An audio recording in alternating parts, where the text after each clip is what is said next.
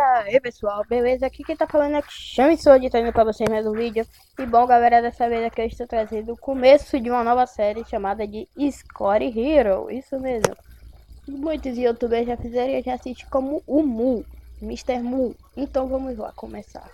Vou escolher aqui o meu personagem Brasil. Testes, vamos lá. Eu tô meio rouco aí, então não se importem se... Eita, na trave, meu. Já aconteceu muito isso. Peraí que eu tô desconcentrado, galera. Aí, agora foi. Tem que ser canto superior e inferior. Eu já fiz muita coisa nesse jogo. 3 estrelas. De novo, bora pro teste. Vamos lá agora. Aqui. E aqui. Acho que é canto inferior. Aqui, bola enfiada. É bola batida. Eita, não fiz o canto inferior. Então vamos lá.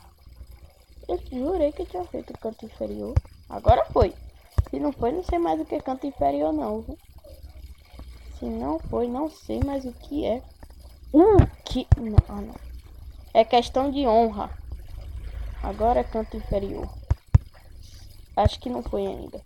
Mas agora é. Agora foi. O que? Não, isso já é um insulto contra a minha pessoa. Então vai ser canto inferior aqui, ó. Aí, ó. Me diz que isso não é canto inferior. Me diz aí que isso não é canto inferior. Me diz. Meu pai do céu. Vou fazer o canto inferior. Questão de honra agora. Aí, agora foi. Certeza. Se não foi, não sei o que foi. Aí, agora foi. Rapaz, perdi mais de 10 minutos. Eita, entra aqui no cofre. Galera, como eu sou de agora da Espanha, eu vou escolher Córdoba. Não sei nem que clube é esse, mas bora lá.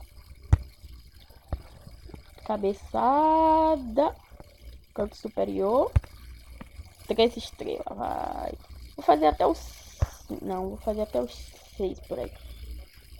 Aí aqui a gente precisa fazer isso aqui no gol. Faltou o canto superior de novo.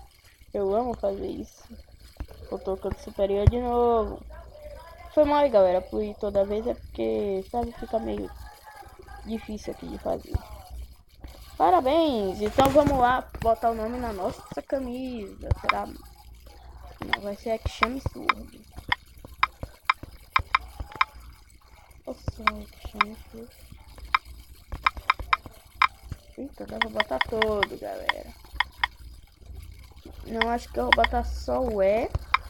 Vou botar aqui ponto. Sword.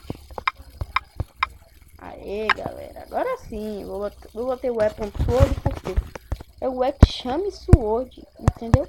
Aí como os outros jogadores é Sword. Dani Alves. C. Ronaldo.